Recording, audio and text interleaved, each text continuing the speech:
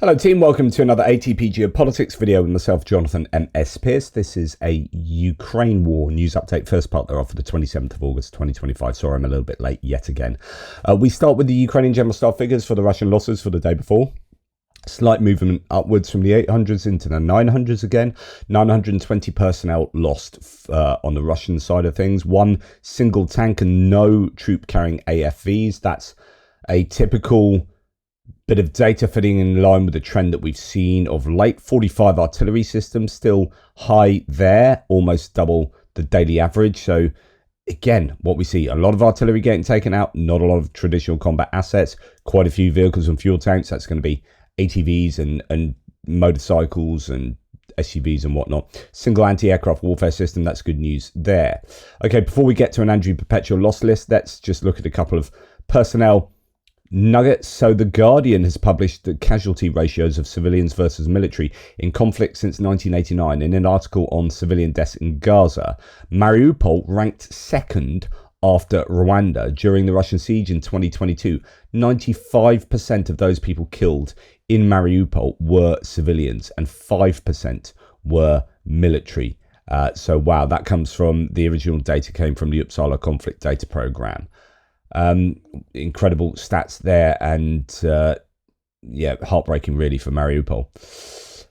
Finally, we have footage from the Ukrainian strike on the command post of the 155th Separate Guards and Naval Infantry Brigade in Koronovo, says status 6. Now, I reported on this yesterday and said, I'm sure these people were the people who were listed who died some time back. This didn't happen last week, and indeed, one of you said that by actually looking at Wikipedia, that this was indeed a confirmation of what had taken place in early July. And indeed, so this was Kursk Oblast, July the 2nd, but now we have actual footage from it. This is the attack that Major General Mikhail Gudkov, who was the Deputy Chief of the Russian Navy and a commander of the 155th Naval Infantry Brigade, the Marines, Colonel Ilin, and then a load of other high-ranking commanders and officers were killed. And there is now footage of this building that was absolutely destroyed, reduced completely to rubble. So yeah, unsurprising that there were quite a few casualties there, quite a few deaths, because there's nothing left of that and just the rubble. Yeah, I don't know what would have hit that. I think HIMARS claimed at the time, but who knows. Russia's summer offensive in Ukraine has collapsed with a loud crash, says Julian Röpke from the Bild. Now, Bild is a tabloid newspaper in Germany. Röpke doesn't always get things correct, but this is one interpretation of what has happened, and it fits in line with my opinion that there's been something of a change of momentum on the front line, and that I reported as the Commander-in-Chief Sursky said, Russia were defeated in Sumy. So taking Sumy, what's going on in Pokrovsk, and a lack of attack in Zaporizhzhia as was predicted, it looks like Russia's attempts at summer success have indeed been a failure. Most of Putin's goals fizzled out, says Röpke. Judge for yourself. So Pokrovsk was supposed to fall, but after a brief breakthrough in August, Russian troops were either killed or captured within 3 weeks. Now, I suggest going to see Scruffy Tail's analysis on what took place in Pokrovsk and what is taking place. One, Myrna, the attack into this small village that was fairly surprising behind Russian lines, could turn into a breakthrough that cuts a whole bunch of Russian troops off. So there's potential good news for the Ukrainians, although the Russians are going to do everything they can to stop that.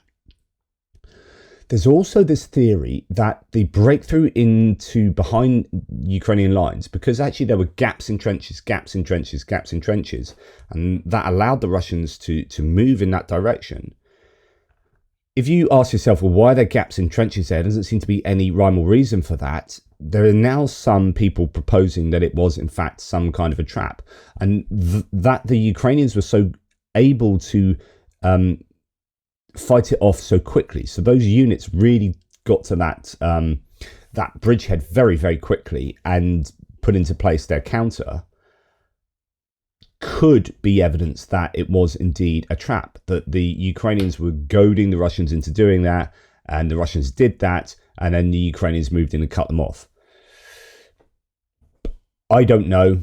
You know, it does make sense, but also that the Russians just broke through and the Ukrainians quickly reacted also makes sense. But just to let you know, there are some analyses out there suggesting that the Pokrovsk breakthrough was a Ukrainian trap.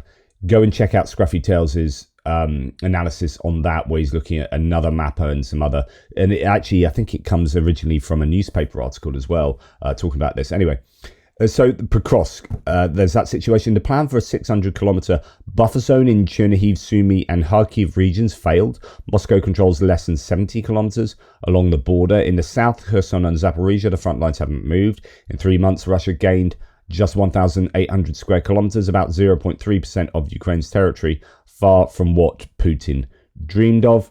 Meanwhile, Ukraine keeps striking deep into Russia, knocking out 17% of refinery capacity. Fuel is vanishing and prices are soaring. Soon they'll be riding horse carts. So that is your kind of more positive outlook for Ukraine there. I think it's broadly correct, though. Russia have still been grinding away and taking territory, right? It's a game of attritional chicken, like I keep saying. But they have failed in achieving the objectives. You look at Sumy, that was a failure in reaching their objectives. You look at Kharkiv from even previous to that. That was kind of like what they attempted to do in Sumy, they attempted to do in Kharkiv, and that had failed previously. And Pokrovsk hasn't fallen yet. Konstantinivka hasn't fallen. Chernihiv Yar, even, the Ukrainians are still holding on to that. And that's like over a year now behind where the Russians were hoping to have been. So, yeah. Now, we look at Andrew Perpetua's loss list, and what do we see here? A vast number of civilian vehicles and ATVs.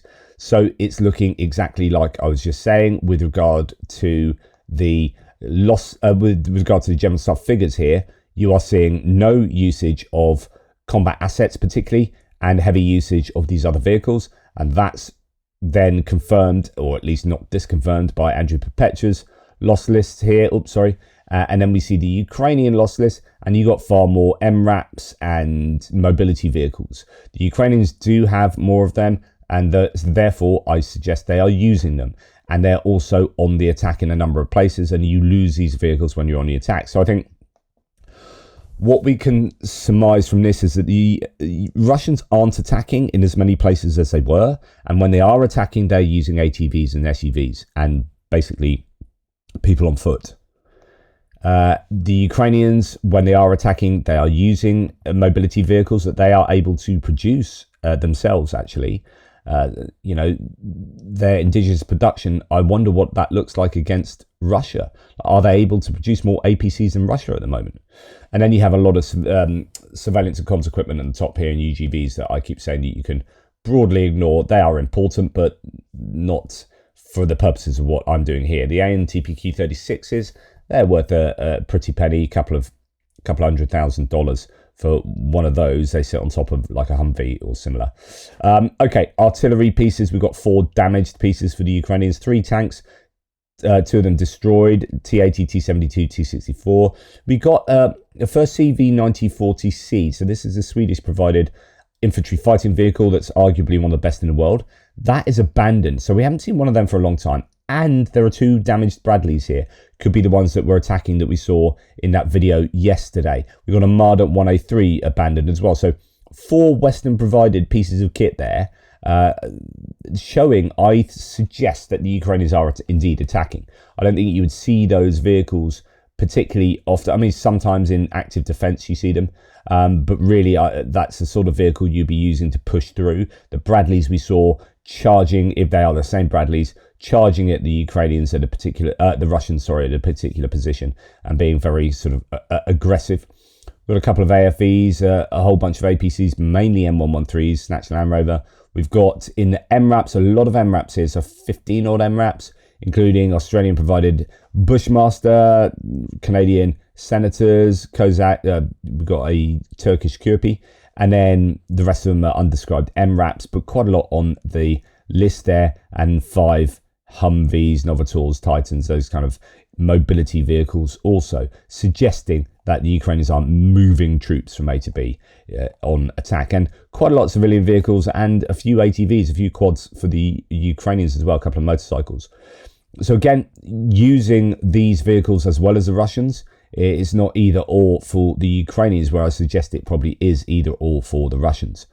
Okay, so I think although who's lost more in terms of vehicles, the Russians have lost more vehicles, I would suggest, but not as many combat assets as the Ukrainians. The traditional ones, they have just substituted traditional combat assets for these other types of vehicles. Okay, same old story as the last few months. Now, I wanted to reiterate that because of this claim. So War Vehicle Tracker is a Polish OSINT geolocator and, well, more actually equipment identifier. And he is not afraid to say, here's a Ukrainian bit of kit that's been blown up, right? So this is a guy to the point where he often gets accused of being pro-Russian. He's not, but he will call a spade, right?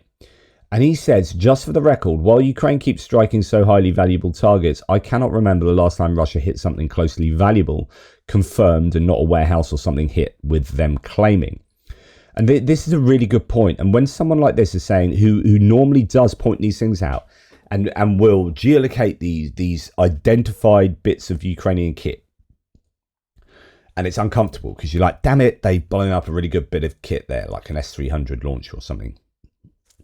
If this guy's saying, I haven't seen anything valuable for the Ukrainians that's been hit for a long time, I suggest, and again, I'm always trying to go behind claims and work out what's going on and look at data points and try and draw conclusions. The problem for the Ukrainians when they do lose these high valuable pieces of kit, the problems are invariably the Russian reconnaissance drones. These medium range to long range drones like the Orlan 10, the Orlan 30, the Zala, the Supercam, and then you get these Lancets and similar that strike, or you get Iskander missile striking. Now there's something that could well be different for the Russians in that process.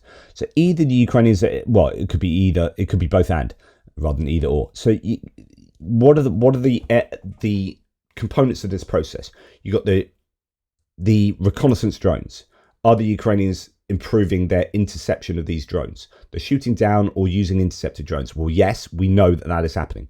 There's a proliferation of Ukrainian intercepted drones, and they're using things like Yak-52 crews and mobile units and all sorts. And they're getting more things like the Raven surface-to-air missile systems from the British that we've seen notches of, or like I showed you the other day, one which had painted reconnaissance drones all over the door in the front of it, right? So these are taking out reconnaissance drones. Then you've got Iskander. So are the Iskander missiles, are the launchers being hit by the Ukrainians? Are the missiles not being able to be produced as much because they've been taken out? The missile production process has been taken out inside Russia by Ukrainian distant strikes. We know that they're hitting the industrial military complex, so on and so forth. I honestly, and the Lancet drones, those kamikaze drones, are they being intercepted as well? We are seeing lots more videos of interceptions of Lancet drones. Now, it's not to say that all of those things aren't still effective to some degree, but there appears to be, yes, it's anecdotal, but actually it's not just anecdotal. It's coming from the data, because actually when we look at Andrew Perpetua's data list, there are rarely high value Ukrainian pieces of equipment on there. They really are. And so he's got a point here. However, just as he releases that, there is not that claim. This claim came out. So what an interesting bit of timing. But again, I mean, this is going to Russian claims. So going back to what War Vehicle Tracker said, confirmed, not a warehouse or something hit, with them claiming. And the Russians are claiming, and not unusually, that they've destroyed a HIMARS launcher in Sumy. The invaders fired ballistic missiles at Donetsk earlier, and said they also hit a command center of the 80th Airborne, killing 10 Ukrainian military. Now, this may well have happened. I have no way of knowing at all at the moment. It's not an unusual claim. But if it has happened, then, of course, that would, War Vehicle Tracker would have to reset his his analysis there. But actually, I think that is broadly correct, that we haven't seen a lot of high-value Ukrainian equipment taken out. And indeed, then let's go to the Russians losing kit here on the August the 16th to 17th. Now, this is a strike, so I'd normally put this in the strikes section because this has been done deep into Russia. A strike on the 108th Anti-Aircraft Missile Regiment and Baltimore Air Base in Voronezh hit radar systems, a 76N6 and a 30N6, both part of the S300 system, S300 PM2 system. Burn marks and the absence of equipment at known positions suggest successful destruction, possibly including as well 2 Su-24 aircraft. So it could have been a really successful strike on that air base at that time.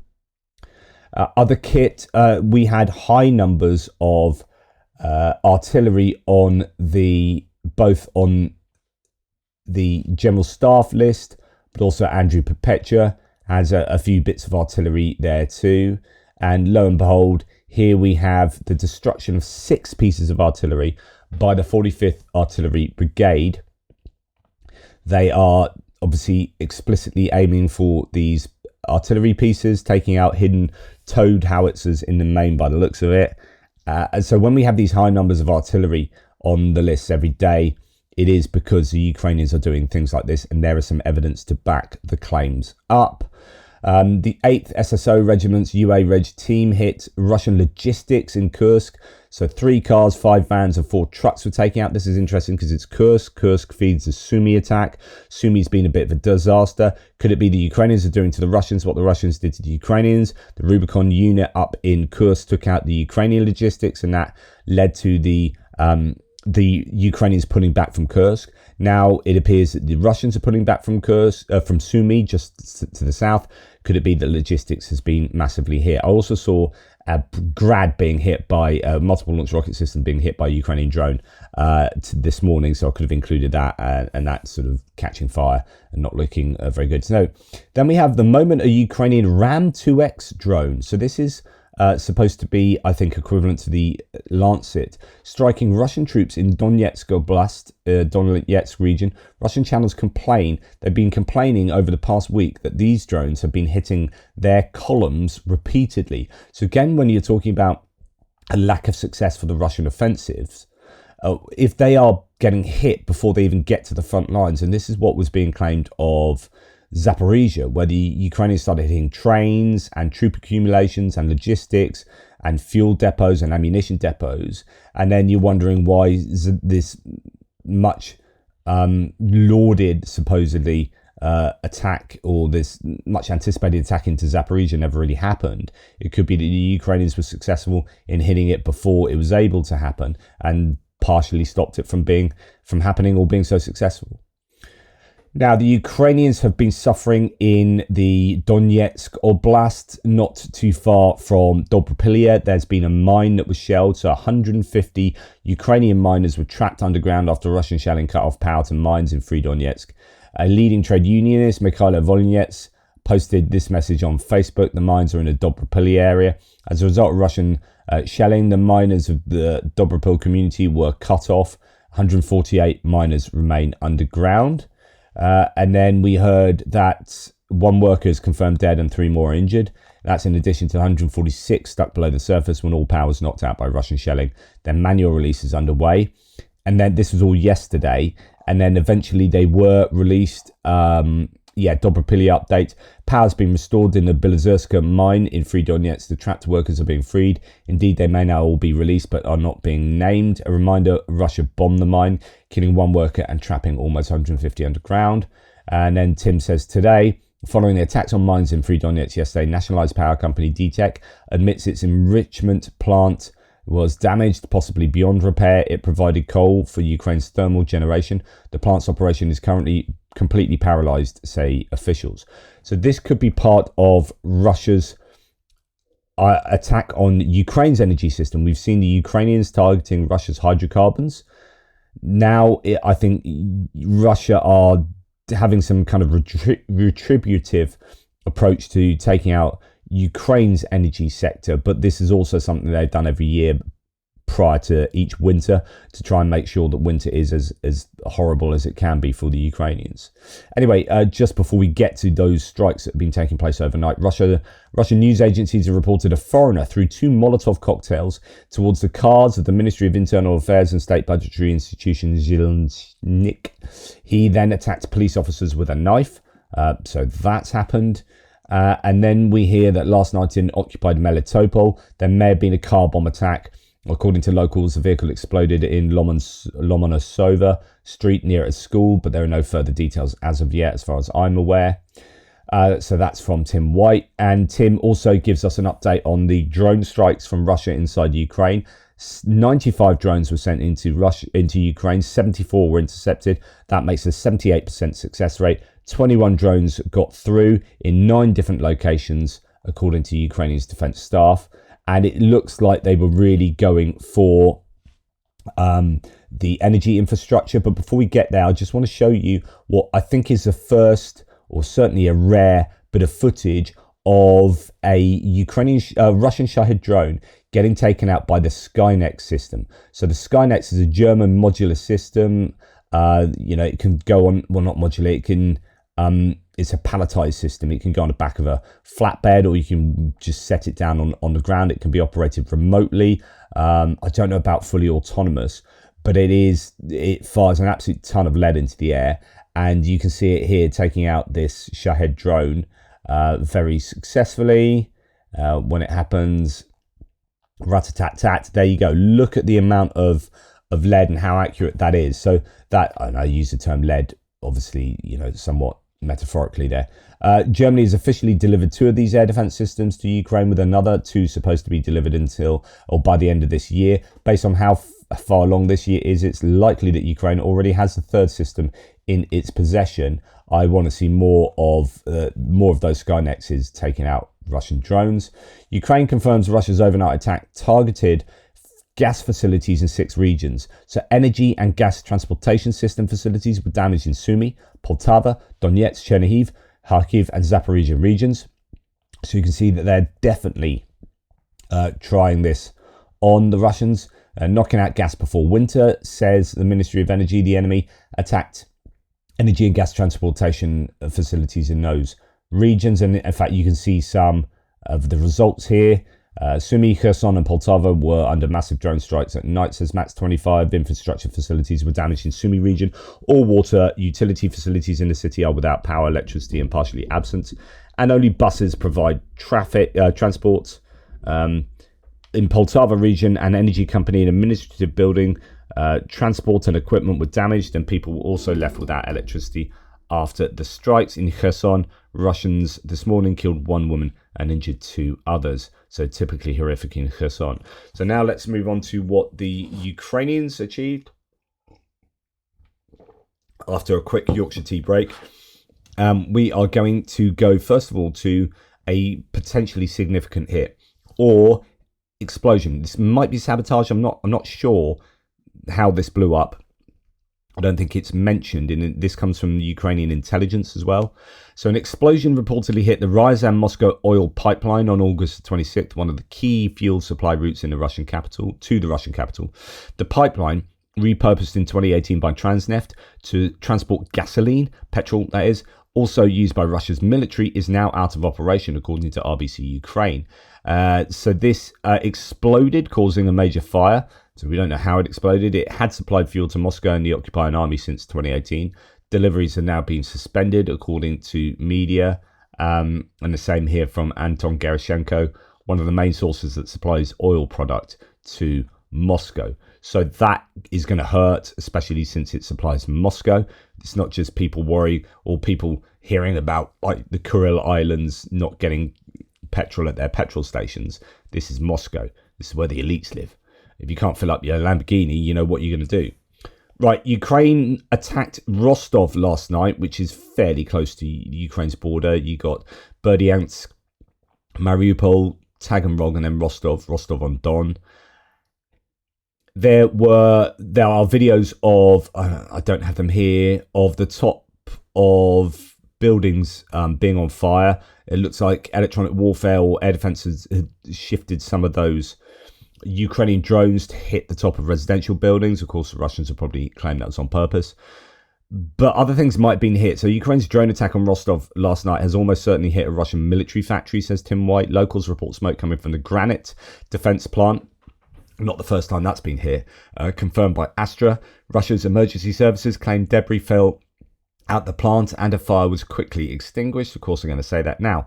There were claims by Visioner and N-Strike and other people on the socials that Ukraine did launch really significant drones and missiles and whatnot into Crimea, into Rostov, Volgograd, Krasnodar direction, and there are drone bomber maps of Ukrainian drones. I don't really have an awful lot of information, I have to be honest. Apparently Novoshakhtinsk was struck again, or at least was attacked. Now that's significant because that's been hit. That's been on fire really for 5 days out of the last 7. We talked about that, and please go and check out my live stream conversation with Will Teal, who's an oil refineries kind of expert. Absolutely fascinating. So many of you saying it's the best interview of the war that you've listened to, or one of my best interviews, and blah blah blah. Obviously it's nothing to do with me, it's Will Teal being incredibly interesting. But yeah, please check that out because it was a fascinating discussion. So for Novoshakhtinsk to be hit again, it shows that Ukraine is continually and consistently, because this is, I think, a bit of a change of approach, taking out targets that they've already taken out within a matter of days, hitting it for a second time and sometimes a third time. And I think that's a really valuable option for them to carry out, because you know that their air defenses are not 100% because you've already got through and hit, in this case, the Novoshakhtinsk refinery. They're going to be panicking. It's going to be chaos around there. So and you know what you've hit, and you've got all this video evidence to suggest what is damaged, and then you know what still needs to be hit, and you go and hit it again a couple of nights later, and that appears to be what could have happened last night. 6 days ago, there were successful hits resulting in at least 6 tanks being burned out, and fires still raging today. Will Till was saying actually there's more damage than that. And here you can see there are videos coming out at the moment of the damage to Novoshakhtinsk. Consequences of the drone strikes there. Most of the crude oil tanks with a volume of 80,000 square meters were destroyed. The pipeline overpass and the vehicles of the Ministry of Emergency Situations were also damaged. The cabling, that was something that the cabling was very significantly damaged as well.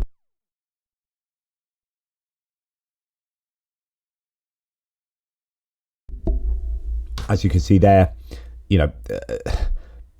big problem for the refinery. And here you have the kind of depot part of the refinery, where even the containers, if you like, the tanks that you think might still be usable, Will Till yesterday was saying they probably won't be. The corrosion would have been too bad. They'd have to be fully inspected, and there's a high likelihood that the fuel inside could be contaminated, but there'll be thermal damage that is kind of unseen by the naked eye, and he says likelihood is that, well, probably in the West, you drain those tanks down and then completely rebuild them. Now, Russian military bloggers report that today or yesterday, Ukrainian drones struck with high precision the house of former Ukrainian president and pro-Russian figure Viktor Yanukovych. He was the guy that ran away at the Euromaidan protests to Russia. So this is the translation of a Russian claim. Today, Russian claim, yeah. Today it became known that a Nazi drone of a military formation, so in other words a Ukrainian drone, immediately struck the house of the last legitimate president of Ukraine, Viktor Yanukovych. Probably Zelensky's regime decided to destroy Yanukovych, who was supposed to take power in the country after the liberation and demilitarization of Ukraine. This was revenge for the fact that Yanukovych did not follow the lead of the Hochels, of the Ukrainians, who jumped on the Maidan and sent Moskalak to the head.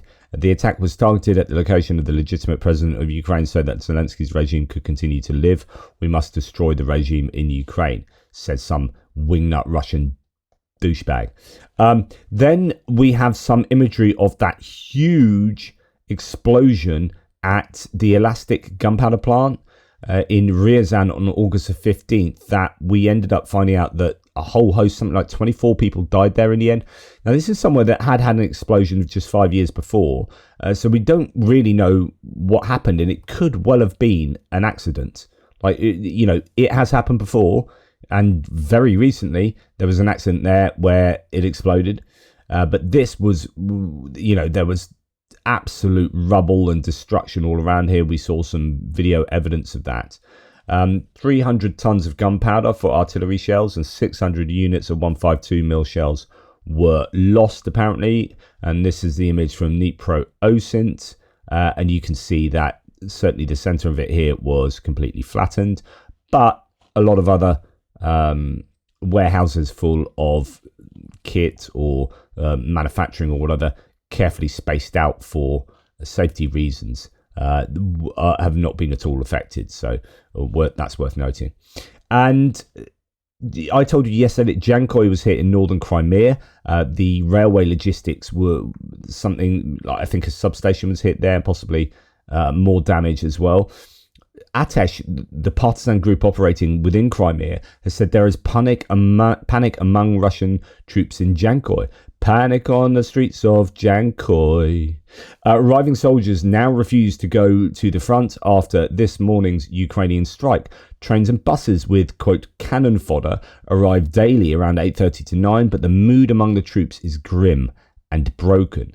Now, of course, it's the rhetoric of a partisan group, but, that wouldn't surprise me. An interesting insight. Right, let's now go to the other bits and pieces to this video. I've been speaking for too long already, no doubt. Ukrainians have replenished the Polish budget by almost $28 billion in 3 years. Wow. So officially, Ukrainians have paid taxes in Poland worth over $12.8 billion, while the Polish government spending on refugee aid amounted to $4.1 billion. In other words, the Ukrainians are really paying their way, and we've heard this from Germany. Now we're hearing it from Poland. So if you're going to use the argument that Polish refugees are a drain on whatever society you're talking about, that doesn't seem to be the case. These are people who are willing to work hard, pay their taxes, and integrate into local societies. Right.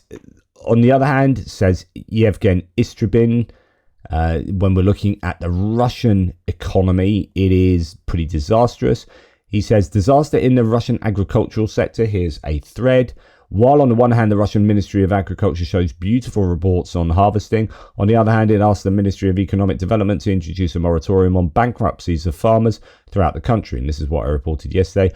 Earlier reports were released from Krasnodar Krai and Rostov Oblast, the main grain regions, on a 25% drop in harvest. The governor of Rostov Oblast asked Putin to introduce a moratorium on bankruptcy. Putin supported it. Next, the Ministry of Agriculture is asking for a moratorium on bankruptcy throughout Russia.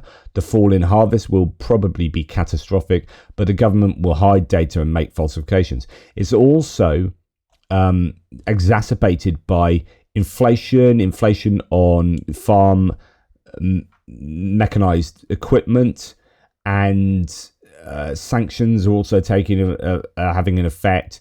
It's just very expensive from every which way. And then you've probably got labor issues and all sorts. So, the agricultural sector is really, really suffering in Russia. Now, the Ukrainian government, I'm not sure about this. This surprises me. I would need to know more of the details here. But the Ukrainian government is now allowing men 18 to 22 to go abroad. I can't help but think they're all just going to run away abroad. Not all of them, but those who are worried about joining the armed forces now have permission to go abroad before they're mobilized. Ukraine's cabinet of ministers has revised travel rules and allowed men 18 to 22 to cross the border, Prime Minister Yulia Sviridenko said on Telegram yesterday. Now, I imagine there are going to be some really tight rules concerning this, and if you do a runner, then maybe you'll be arrested as soon as you re-enter the country. So if you leave, you ain't coming back at all. And that might be something that is deterring people from doing a runner like that, because they'd have to leave behind everything forever. But I don't know. There's a demographic black hole within those cohorts, and they need as many boots on the ground. And allowing these young people to leave, where they had banned, remember, young men or men up to the age of 60 from leaving the country. It's I'll be interested in looking into the rationale for this. So I need to read that Kyiv Independent article. Euromaidan Press reports that the EU is preparing its 19th sanctions package against Russia, focusing on a shadow fleet. These grey market tankers, often sailing with transponders turned off, funnel Russian oil to China, India, and other global south countries, fueling the war in Ukraine. But we hear also from Kaja Kallas that previous restrictions imposed on the Russian shadow fleet have reduced Russia's oil revenues from the Baltic and Black Seas by 30% in just a week. And this is what Will Till was talking about last night. Yesterday. He was saying, shadow fleet is really important. There's a key component of how Russia make their money. That transshipment and moving stuff from one tanker to another in the middle of the sea, moving oil, which is a dangerous thing to do. But the kind of transponders off doing all this dodgy stuff, they are getting around the sanctions and making money. And the Europeans know this. So they have basically announced, the EU, that there's not much more they can do in terms of oil production. It's about oil transportation. And they're going hard on the shadow fleet again for the 19th package. But they said essentially it's up to the US now to come to the party in terms of sanctions. And indeed, Mike Pence, the former vice president, said we need to be sanctioning Russia now as a kind of shot across the bow for these peace negotiations. And he's absolutely right, Mike Pence. In early August, Russian Ministry of Finance again reported a 28% year-on-year decline in oil and gas revenues in July. Now, Trump's 50% tariffs on Indian goods have officially taken effect, doubling previous rates as punishment for India's continued purchases of Russian oil. Key sectors like electronics and pharmaceuticals are exempt. Who knew that he would be shielding Apple's investments and drug exports for now? So Apple gets away with it because Tim Cook came and gave Trump a big piece of gold in the White House. But there you go. Now, the Belarusian economy is slowing down amid problems in the Russian economy, according to Foreign Intelligence Service. In January to July 2025, the country's GDP grew by only 1.3% instead of the 4.1% that was planned and predicted. The main export-oriented sectors, industry, transport, and IT, showed virtually no growth. Interesting, and that's kind of good news. What you want is Lukashenko not to... You want his administration to be suffering. Not that you want to bring economic hardship on people in general, but this is a hope for Russia, is that the economic implosion in Russia will lead to the downfall of the government and certainly the downfall of the military. Ukraine's military success is contingent upon Russia's economic crumbling. Now, Exxon is secretly, the American oil concern, has secretly held talks with Rosneft about returning to Russia's Sakhalin oil project if the US-Russia relations thaw as a part of the Ukraine peace talks. So the sharks are already circling. The economic sharks are circling, and there's going to be so much lobbying pressure on Trump to ease sanctions on Russia so that people can make a pretty penny.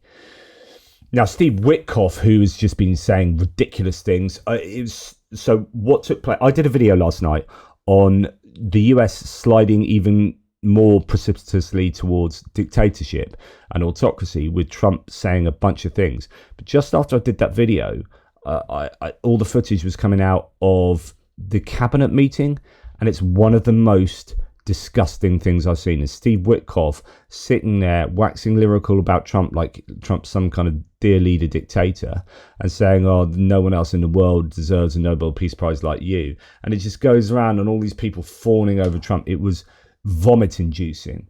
Anyway, Witkoff, speaking on Fox, refused to blame Russia for the continuation of the war. Like typical appeasement language we're hearing again from the Americans. Even though Ukraine agreed a total ceasefire 5.5 months ago, the unspecial envoy, as Tim White says, played like a fiddle by Putin, still believes the indicted war criminal wants peace, and says he's meeting this week.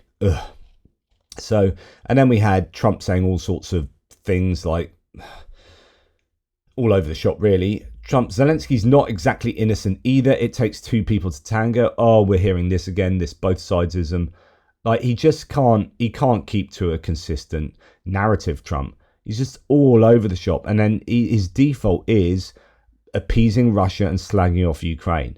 And lo and behold, he's surrounded by his cabinet, and that's what he does. Trump said the US could impose sanctions and tariffs against Ukraine as well, not only on Russia. And we've heard this before, but Trump is well, as this meme says, you know he's insane, right? You know he's insane. Like, the guy is nuts, or compromised, or demented, or all three. Oh, man. That both sidesism is one thing that irritates me the most, I think. Reporter, is Putin back on the clock now? Trump, I have very serious things on my mind. I think in many ways he is here. Sometimes he is there, and Zelensky won't be there.